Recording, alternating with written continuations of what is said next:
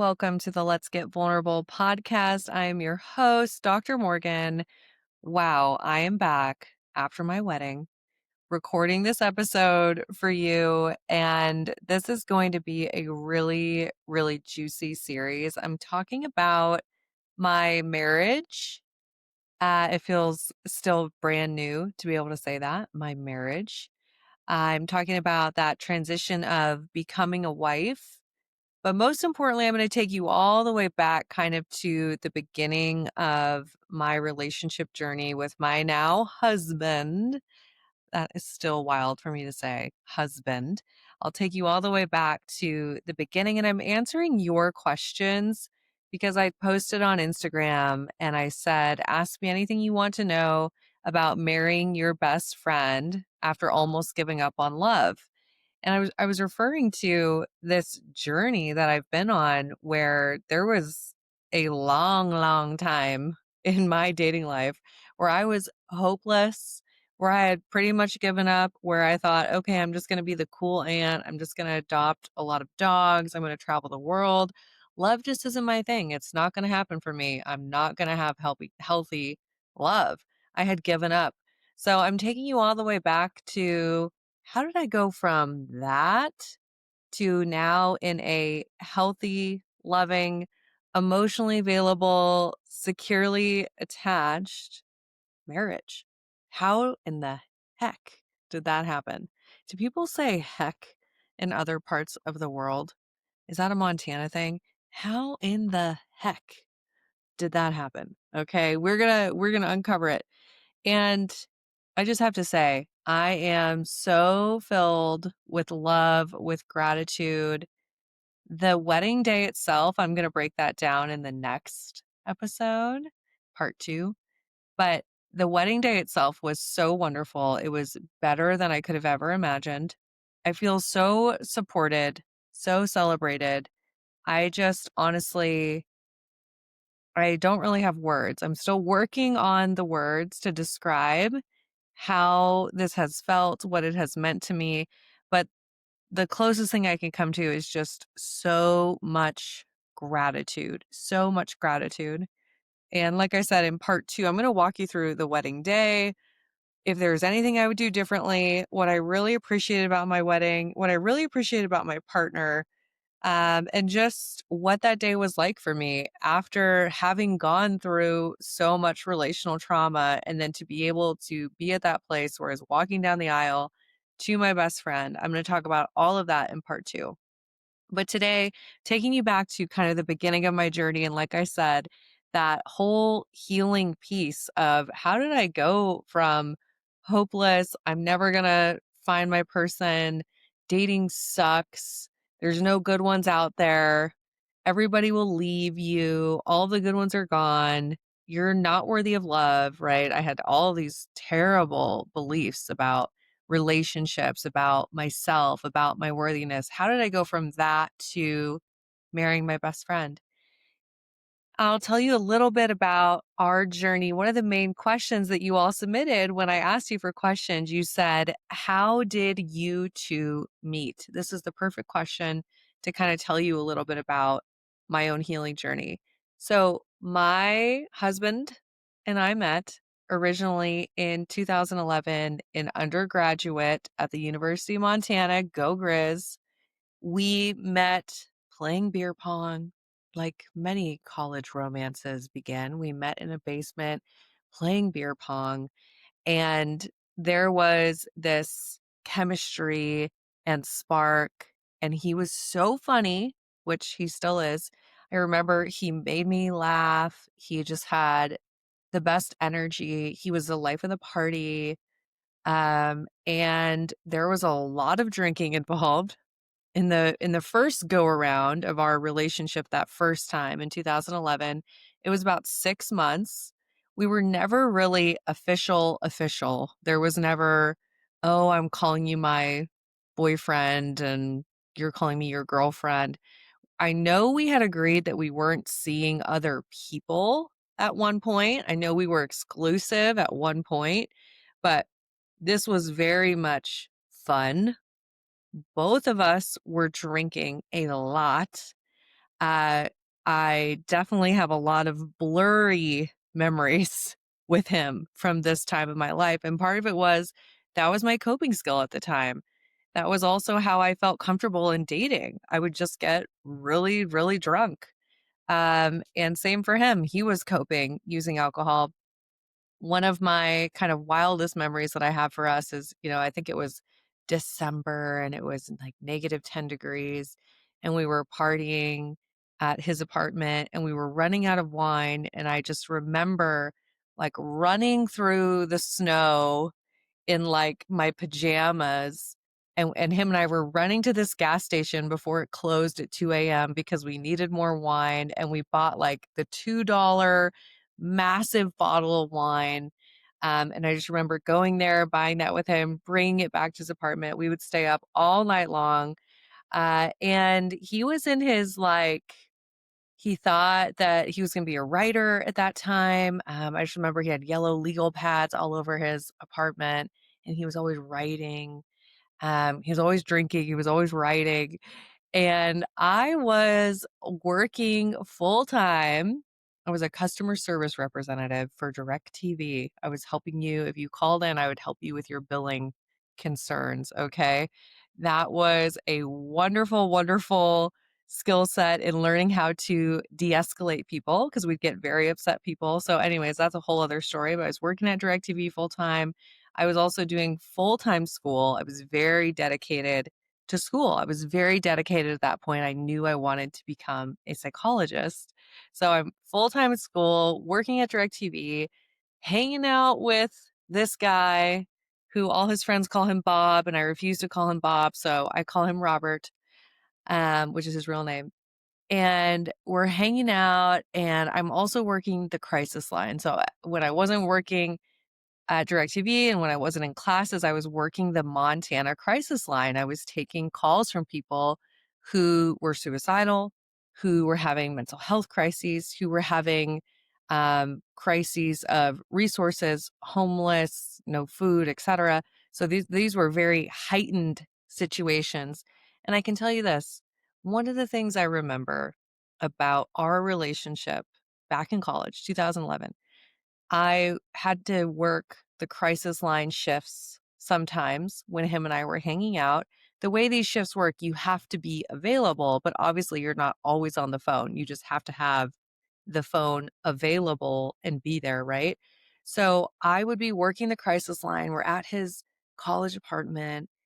This man is like making me spaghetti. He's like making these amazing dinners, cooking for me. Do you think I was cooking for me? Hell no. I still don't cook. I was living off of microwaved meals and protein bars and uh, eggs, which I still live off of eggs. I love eggs, but I was not having home cooked meals. And this man was making me home cooked meals, and I was working the crisis line.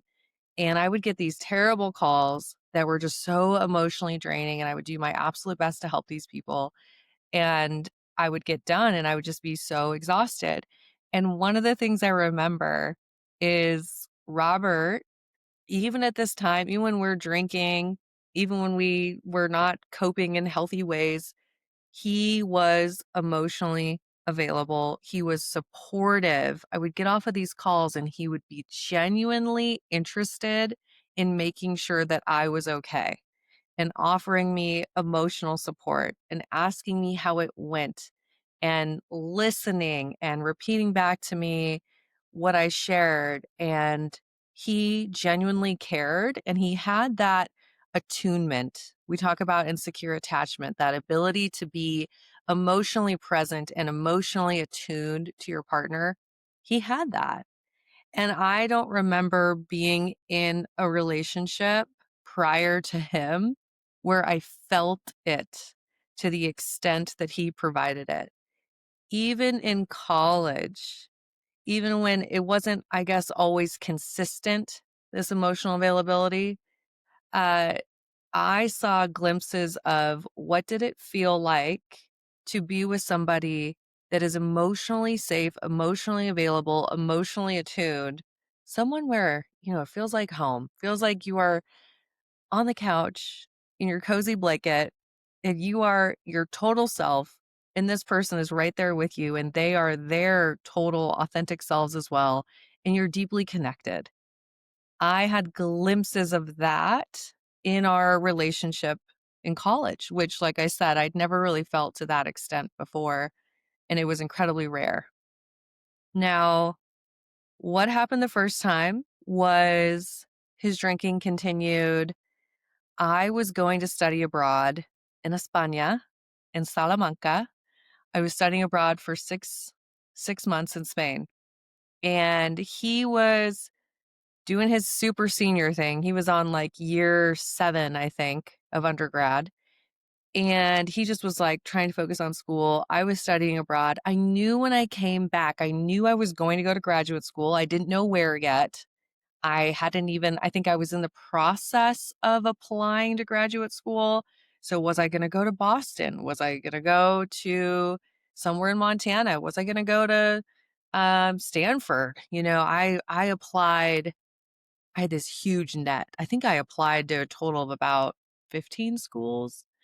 So I didn't know at that time, but I knew I was going to grad school. And what happened was, I know it was more him than me, but it was also me. I was terrible at ending relationships. Basically, I didn't end relationships. Like, it always had to be up to the other person. I had such a fear of abandonment that it was always hard for me to end. Instead of ending a relationship, I would just do stuff to sabotage it. So it wasn't necessarily me. I think it was more him that led the conversation. And he basically said to me, I will be a weight to you. You're too good for me. Look at you. You're going on to get your doctorate. You're going to go study abroad in Spain. I don't want to hold you back. It was that whole, it's not you, it's me. And honestly, I wasn't ready for a relationship either. I wasn't necessarily emotionally available. So when we broke up, it was like, yep, makes sense. But the wild thing is this: when we broke up, I took the time to write this man a letter. I wrote him a breakup letter, which we found recently at his parents' house in Columbus, Ohio. We were going through his stuff and we found the breakup letter. And that breakup was unlike other breakups I had had because there wasn't drama, nobody cheated. Um, it wasn't this, oh my God, I'm being abandoned. It was kind of this mutual, like, yeah, it makes sense for us to move on. And at the end, I said something like, who knows, maybe one day our paths will cross again. And I also talked about his drinking. And I said, I know in that letter, I said something like, I hope that you're able to heal and I hope that you're able to heal your relationship with alcohol. I know I said your relationship with alcohol needs to heal. And so we break up. I go have the best time in Spain, drink a lot more. Pretty sure I was drunk more than I was sober the time I was studying abroad in Spain. And I had an amazing time. He goes on, whatever, graduates. And this man, he would reach out to me. He would text me or call even. I would just get these random phone calls. It was about once a year to every 2 years. I would get a text, I would get a call, and it was him genuinely worried about me. Worry is not the right word. Genuinely curious about how I was doing, what was going on in my life. And let me tell you, we all know what that's like when you get the ex that's texting you and they just secretly want to like hook up, or they just want to see if you'd still be down to get together to maybe hook up, where the intentions are not pure. We all know what that feels like. This was not that. This was a human to human. I care about you. I want to know how you're doing. And he would reach out consistently. And there was a time, and I think it was, if I had to guess, what year would have that been? 2017-ish. And this is, years of him consistently reaching out. Mind you, I never reached out. If I was if I was coaching him, I would have said, "Why are you still reaching out to this woman? This is not reciprocal." But he told me that there was something about our connection that caused him to continue to reach out to me. So he's reaching out. 2017, he reaches out. I think I'm in San Diego, private I have a private practice and I'm super, super busy. And I just remember being on the phone and he's like, "Hey, I live in Florida." And I was like, "Oh, I'm going to Miami for a girls' trip. We should get together." So I put it out there, "I'm going to be in Miami. We should get together." You guys, I go to Miami. I do not reach out to him. Instead, I'm on random uh, dates with people I met on Tinder while I'm in Miami, getting on random boats, having the time of my life, partying, drinking, going to Club Live, all of the Miami stuff that you would expect from somebody who's, like, very toxic and just numbing their emotions and just kind of having the time of their life. So, I'm in Miami, I'm doing that, I don't reach out to him. And then I think was it I don't know, he reaches out to me again, okay?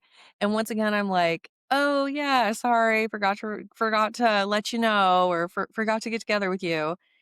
Um, I'm not giving him anything. And then he reaches out to me. He reaches out to me February of 2021. And let me tell you, I was in the depths of my healing journey. And I had started to really show up as a different person. I was starting to embody secure attachment. I was rewiring my brain. I had totally different beliefs about love, about men, about relationships. I was a different person. I can't stress this enough, right? I had become a different person. So when he reached out in 2021, I actually responded, and not in a check it off sort of way, in a genuine, present, emotionally available, "Hey, good to hear from you," and I responded. And then we started this long distance emotional connection over the phone. And this man was curious about me. He was emotionally available, great listener, all those things in college. And he had healed his relationship with alcohol. He knew who he was. He had a job, had a home, had a car, all of these adult things. He sort of had found himself. He had formed his own identity. He was no longer the lost boy that I dated in college. He became a man who knew who he was, who was emotionally available. I feel emotional talking about this. But he was a different person. I was a different person. He was a different person. God knows what made him stay consistent in reaching out to me. He claims that he knew in his heart that it was me all along, that I was it. I believe it. I believe it because why else would you keep reaching out to someone? Seriously. So we start this communication in 2021.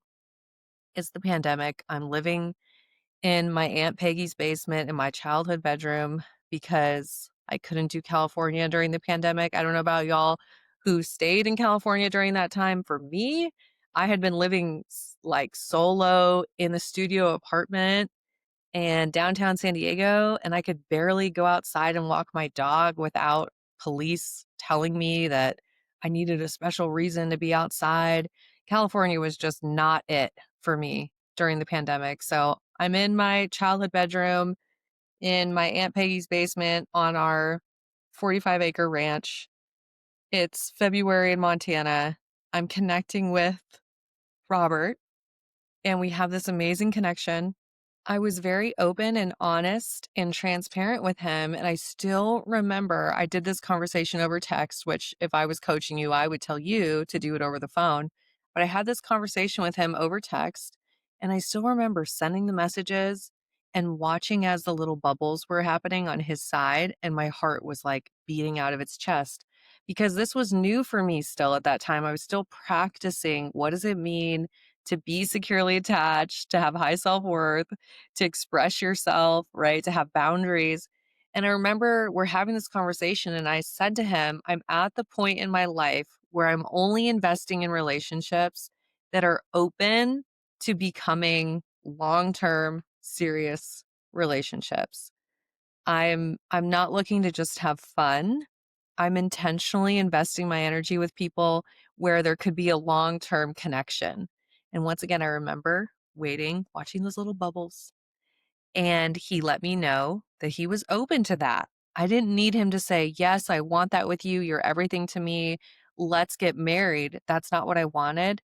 All I needed to know is that he was open to it if it was to develop, and that that was what he was looking for as well. I talk all the time about you have to be able to build a relationship with someone that wants to build the same kind of relationship as you. Some people want to have fun, and that's all they want. They just want fun. They don't want deep emotional investment, building something for the long term. They just want to have fun. There's nothing wrong with that. It's just they're building a different kind of relationship than the kind you want to build. So I was very open and honest about that. And he was very open and honest with me that he was ready for that and he wanted that and he was open to it if it was to develop. So I went to my dear friend Mariah's 30th birthday party. So that was in February. We reconnected. And by April, I'm at her birthday party. And mind you, I gotta be really transparent with y'all. So y'all get the vibe of how this really unfolded. I practice what I preach. This was him staying consistent, doing what he said he was going to do, calling me when he said he was going to call me, um, offering me any reassurance that I needed, us deciding, hey, we're serious about this. We are going to see if there's a connection. Us having, like at this point, we're having conversations about being exclusive. And it's a little bit different, right? Because I had met him in person prior to this. I kind of want to emphasize that if I had never met him in person, I don't know that I would have had that willingness of, yeah, let's be exclusive. I definitely would have had to have met him in person. Okay. But during this whole time, we're getting to know each other. We're having consistent FaceTime dates. He's offering reassurance. He's having open, honest conversations with me about everything under the sun. We're discussing our values. We're discussing what we want, etc. So think about it. February, all through March, everything's going well. And then it's April 15th. I go to Austin, Texas for my good friend's 30th birthday, Mariah, who was just my maid of honor. Shout out Mariah. I go there, have this incredible time with her in Austin. And then from there, that's when I go to visit him in Florida after that. And I will tell you, if I had gotten any yellow flag, red flag, or any vibes of like, whoa, this man is not who he says he is. This is not going well. He's not doing what he says he's going to do. I wouldn't have gone. I would not have invested in the relationship with him if I had gotten the data that it wasn't worth investing in. Okay. But green lights. So I just remember I was on the flight getting ready to reunite with this man that I haven't seen in a decade. Okay. Because it's 2021. We broke up in 2011. It's been a decade. And I'm on my flight from Austin to the RSW airport. And I was so nauseous. I was so nauseous because I wanted it to go well. And I had to practice what I preach. I had to drop all expectations. And I had to just really self soothe, come back to my securely attached place. And I had to remind myself, you are gathering the data. You're being very brave right now. You're going to Florida to see this band you haven't seen in a decade. You're being very brave. You've got this. You can trust yourself no matter what happens. This is simply allowing yourself to be open for connection. You're opening yourself up and you're going to have a great time. So literally imagine me on the plane practicing what I preach, self-soothing, getting my mindset back to a securely attached place. We get to the airport, or I should say, get to the airport. And for some reason, I don't know what happened, but it was like the airport completely cleared out. So I'm off the plane. You know, your girl had to go to the bathroom, check the makeup, the hair, etc., make sure I look good. And I'm walking out and it's by the baggage claim and there's no one else there. And then I see Robert from a distance. He has flowers. It's COVID, you guys. We both have our masks on. We're probably about, 30 feet away from each other. We see each other, and it was like a movie. We just ran towards one another. We drop our masks, and he grabs my face with his hands, and he kisses me. The most passionate, loving, happy kiss. And it was magical. It was like I could feel in the moment just the love and the desire and the passion and also just that like emotional vulnerability of like he was there with me in that moment. We both were like have tears in our eyes. He's giving me the flowers and we walk out of the airport together and from there on it was so magical. My time in Florida, I think I was there for 5 days.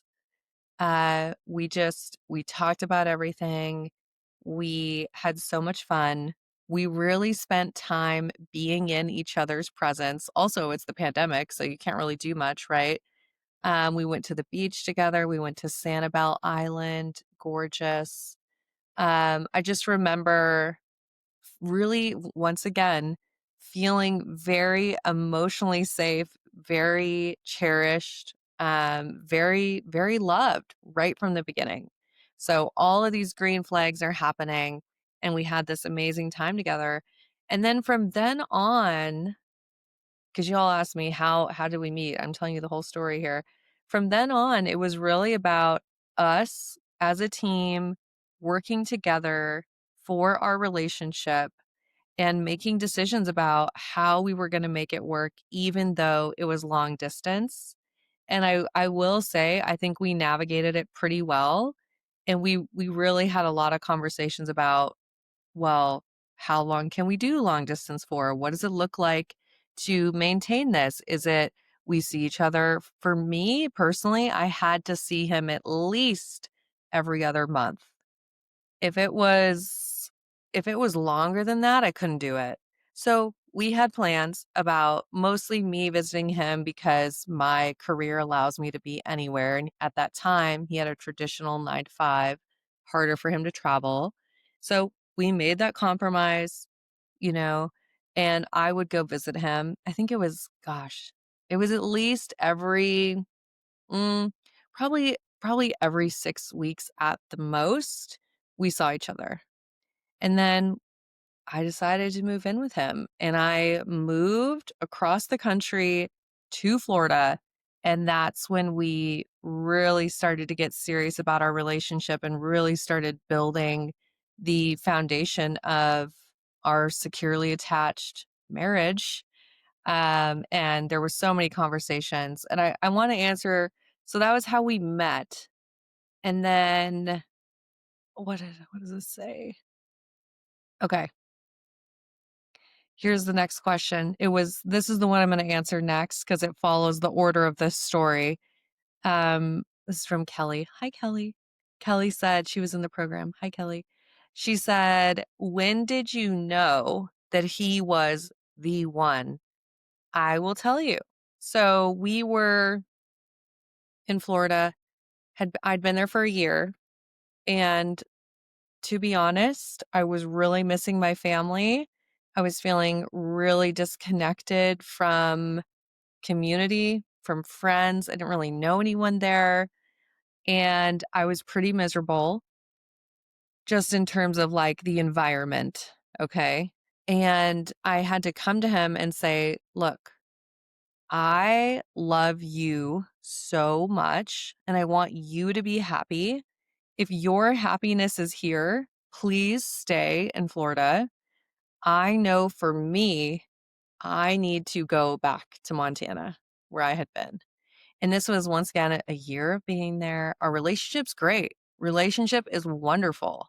This is not me running from a relationship like I would have done in the past. This was me standing up for what I needed and not self abandoning. The old version of me with disorganized attachment, low self worth, terrible relationship beliefs, I just would have sucked it up and I would have stayed there and I probably would have been miserable. And I would have said, well, at least I'm in a relationship, right? But no, I stood up for myself. I advocated for what my needs were. And when I knew that I was securely attached and not codependent for myself was when I was able to say for him, I love you enough that I want you to do what makes you happy. And if it makes you happy to stay in Florida, I think you need to do that. I would totally get it. I would totally respect you. I would be heartbroken, of course, because I love you and I love our relationship, but I want what's best for you. Never had I ever been able to do that before in a relationship. It was always about, I don't want to be abandoned. Don't leave me. When I had moved away for internship, I could never understand when people didn't want to move with me in the past. This was a huge stepping stone for me. I should say milestone, a huge milestone of, wow, I was embodying secure attachment and fully being my authentic self. And then I had a partner who, when I brought this to him, and this wasn't just one conversation, this was a lot of conversations. When I brought this to him, he heard me. He understood what I was saying. He took a long time to think about it. He wasn't just like, well, I want to move with you to Montana. No, no, no. He took time to process it. He took time to think about what he wanted. And he was at the place where he wanted to do something new in his life. So it wasn't just about our relationship, it was also about his own personal growth. He wanted to get out of Florida. He loved Montana, right? Like we met at the University of Montana, so he knew what it was like. And he decided to move with me. And not only did he decide to move with me, he gave me a Montana Sapphire promise ring that was a representation of his commitment to me and his commitment of being by my side with new challenges, risk taking, new adventures.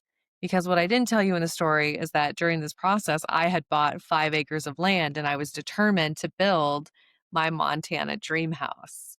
And this is something he is so much more like play it safe.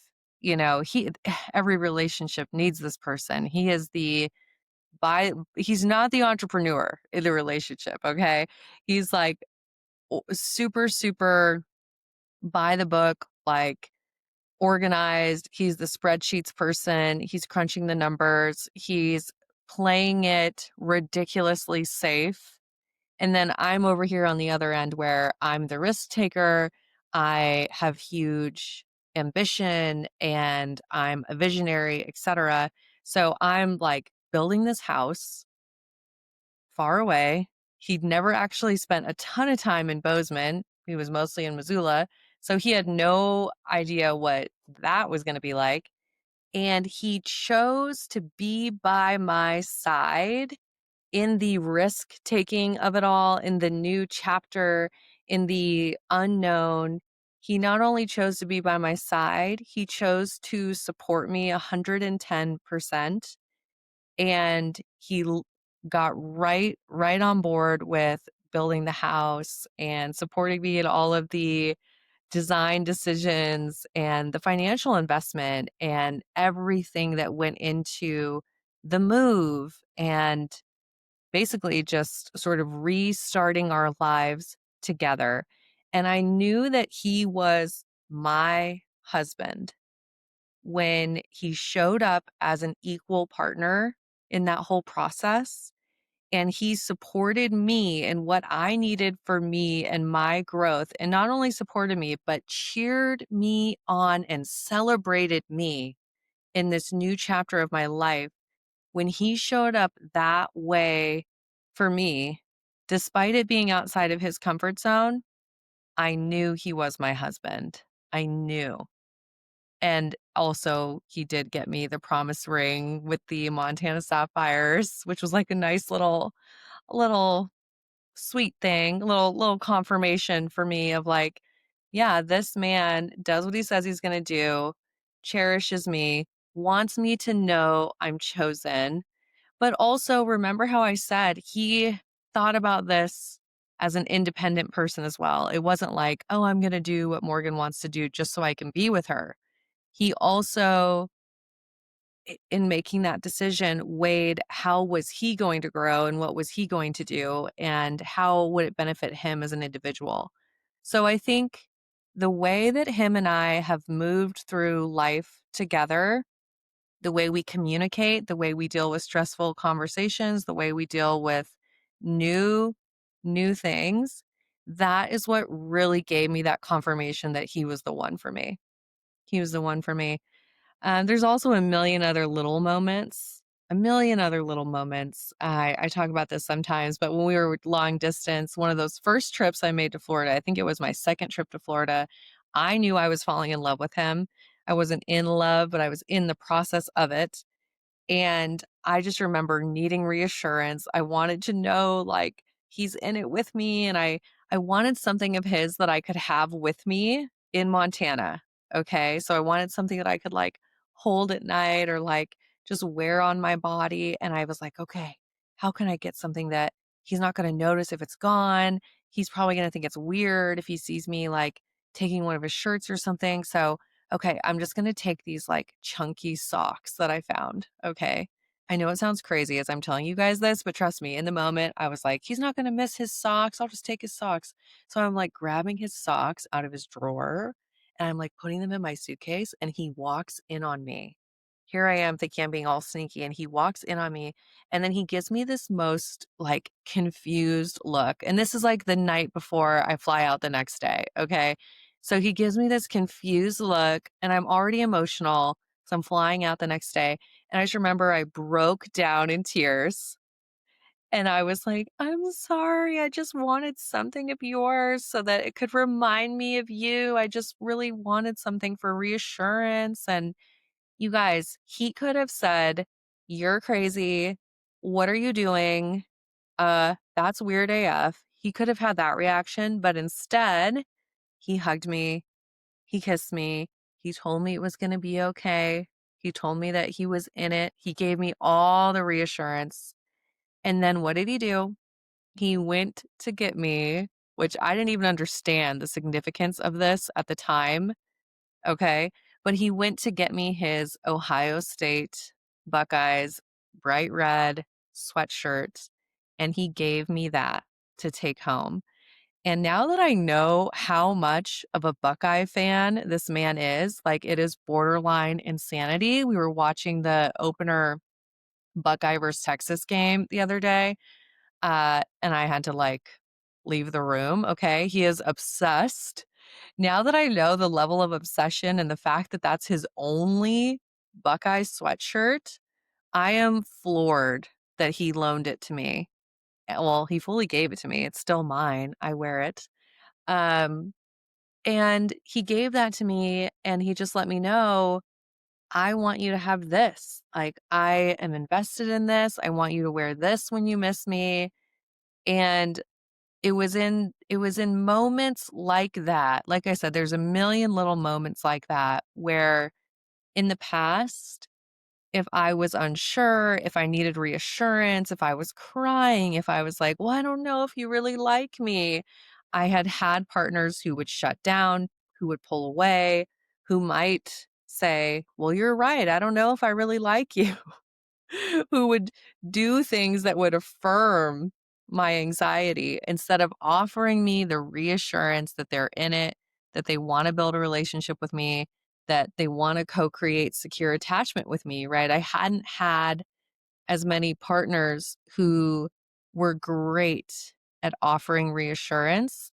And I will say, Robert, one of the things that made me know that he was my person, he was so good at offering reassurance. Now, he's not perfect. Of course, there's times where both of us have missed the mark, but when it has mattered, and more often than not, he is emotionally available, highly emotionally attuned to me, and he has always been able to offer me the reassurance that has created the building blocks of a securely attached, long term relationship. Okay. So that's how I knew he was the one. I want to go through these other questions.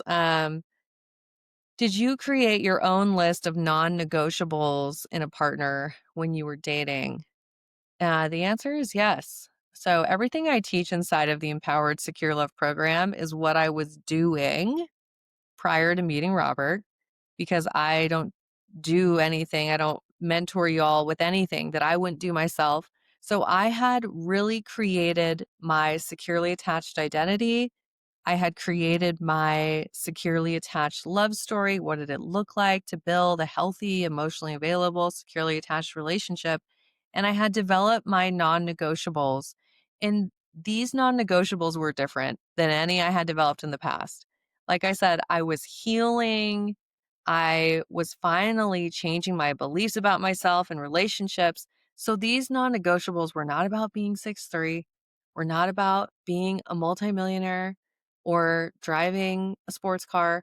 These non negotiables were about emotional availability, the ability to work through conflict, someone who wants to build together and isn't afraid to take risks with me, right? Wants to be a dad and wants to build a family together. This list of non negotiables was unlike any list I had created before. Okay. Um, Next question. So this is a good one. She's asking, what made me want to try again after almost giving up? So this is a really long answer, but I'm going to try to make it short. 2020, the end of 2020, it was October of 2020. I had just been in, up until that point, I mean, really unhealthy relationships that weren't going anywhere, relationships where I'm showing up with disorganized attachment style. I'm still picking emotionally unavailable people. I'm picking people who can't really commit, right? And then October of 2020, I lost one of my closest friends to suicide. And that changed me at my core. One of the things it did is it forced me, because I needed it forced me to develop my spiritual life. And I started leaning into the concepts of surrender, of trusting a higher power, uh, the idea that I was on a path that was so much bigger than I could even understand and fathom with my own brain. And there was something about that spiritual practice of surrender that allowed me to reignite hope for love. Because prior to that, I was pretty resigned to the fact that, yeah, maybe I could help all these other people find love. All my clients are having these great successes, but it's just not available for me. And I didn't have surrender. I didn't have trust. I didn't have that foundation of relying on a higher power. And I will tell you that after almost giving up, that was one of the things that really, really helped me believe again.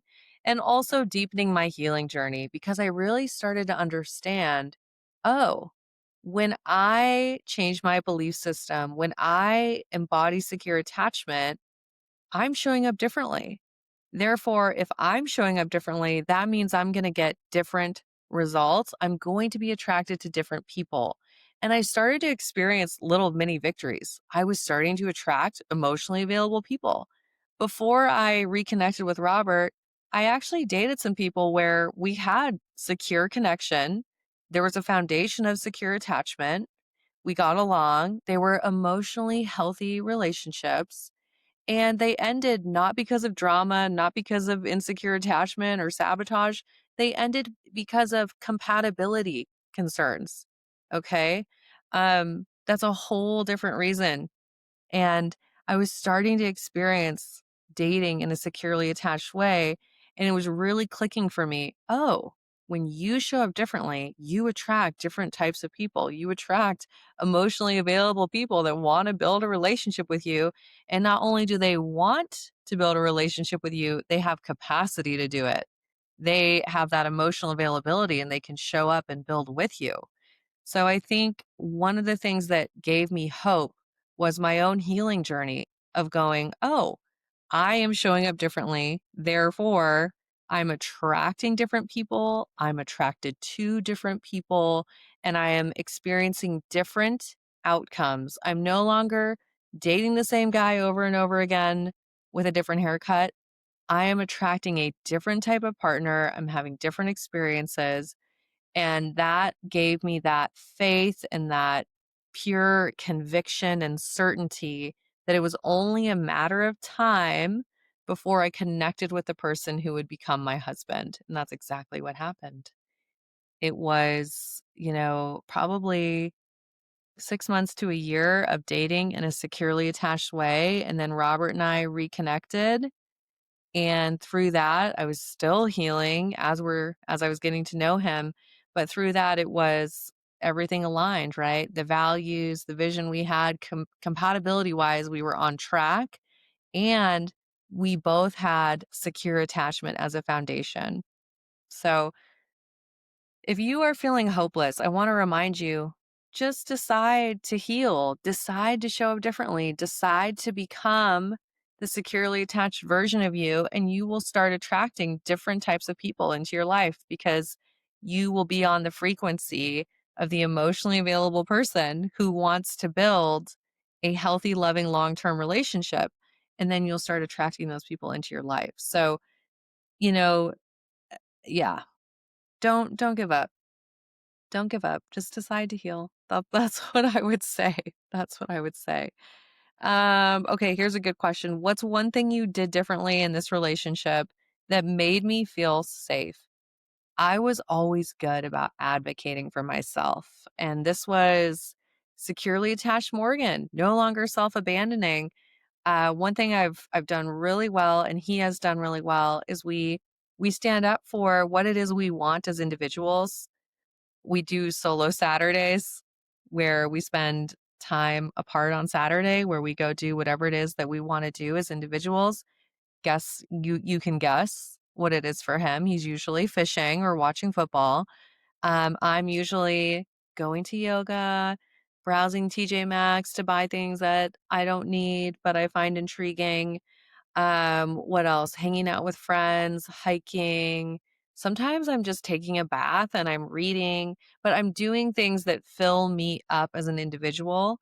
We have done so well at that where we have actively fought against codependency, which I think is key, especially when you have two people who have that history of people pleasing.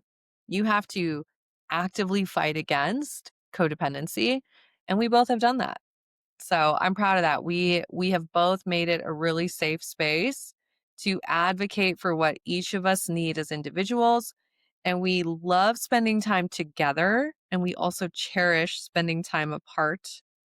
So I think we've done a really good job at that. You all are amazing. I so appreciate getting to answer your questions. I just love this community. I I want you to know that I believe in you, that no matter where you are in your life, no matter what's happened, no matter how hopeless you feel, it's always possible for you to become that securely attached version of yourself. It's always possible for you to heal. There are people out there right now who would be so excited to build a securely attached, loving relationship with you. You are amazing. I know you have so much love to give the right partner. And it starts with you. It starts with your decision to heal your heart, to no longer carry around the baggage from your past relationships, to decide to build a empowering, truth-based belief system about yourself and about relationships, to decide that you're going to show up differently, that the patterns of generational trauma that they end with you, okay? It's never too late. I'm an example of that. My clients are beautiful examples of that. You really can just do the work on yourself and completely change your life, okay? So, can't wait for my next episode. I'm going to tell you all about my wedding day, and I will give you the behind the scenes and what went down and what my emotions were and anything that I would do differently. We're going to unpack it all. So that'll be coming out this Wednesday. I hope you enjoyed this behind the scenes episode and me answering your questions. I want to invite you, if you know that you need to do the work on yourself, now is the time. Let's get this done before the holidays, before cuffing season. Okay. Give the gift to yourself of healing, of choosing you, and of rewiring your brain for secure attachment. You're so deserving of it. It can change everything. And it doesn't have to take forever. This is not the 10 years in therapy plan. This is the, hey, get in, rewire your brain, learn how to embody secure attachment, and start getting results immediately. Okay? This doesn't have to take forever. This is designed to get you to that securely attached place so you can just move on with your life, right? It's time for you to say, okay, I'm confident in who I am in my dating life. I'm confident the energy I'm putting in is being well spent because I know I'm showing up securely attached and I know I'm attracting high quality partners. I want that for you. It's your time, okay? Go use the link in the show notes. Apply to the Empowered, Secure, Loved Relationship Program. This is the only way you can work with me. And you get to go through the process, the proven framework that has helped over 800 people at this point become securely attached and start attracting the love they deserve. So don't wait. Your time is now. I'm rooting for you. Okay. You deserve to have your own securely attached love story, your own person who gives you their sweatshirt for reassurance instead of their socks. Like, your person wants to be with you. They're out there, they're waiting for you to do the work so that you can be attracted to them and not sabotage the relationship. Okay. It's your turn. Go apply to the program using the link in the show notes. All right, y'all. I'm sending you so much love. Can't wait for Wednesday's episode. I know you're going to love it. And of course, as always, I'm wishing you high self worth and great relationships. I'll talk to you soon.